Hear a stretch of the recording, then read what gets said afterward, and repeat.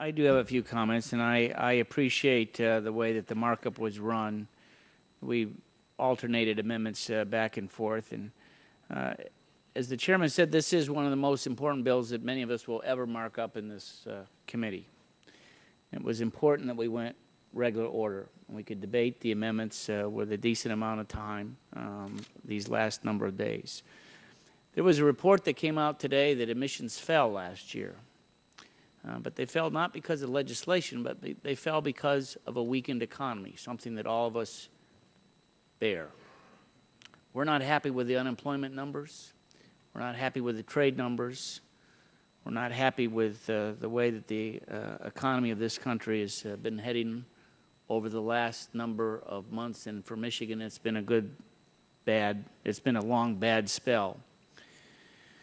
But we expect that with this legislation, should it become enacted, emissions will continue to fall, but it also could fall because of a worsening economy that this bill may bring about. And that fear on our side is genuine. And that's why we work so hard on amendments to try and offset those economic woes. So I would say to the gentleman, to the chairman on the Democratic side, and all to the staff, thank you for allowing us to be able to have our say these last number of days. By committee rules, you allowed us to offer amendments that went back and forth, and we had good engagement, and I think sets the stage for when this bill does get to the House floor. And I would hope that you as chairman and my good friend, Mr. Markey, and we've had a lot of battles that we've been on the same side on over the last year, over the last number of years at telecommunications and now again at energy.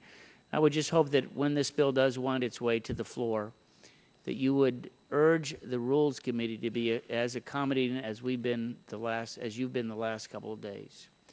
That we be able to offer amendments, whether they be bipartisan or partisan, on the House floor, because we know, at least on this side, that there are a good number of improvements that we can see to this bill that will indeed reduce emissions without harming our economy.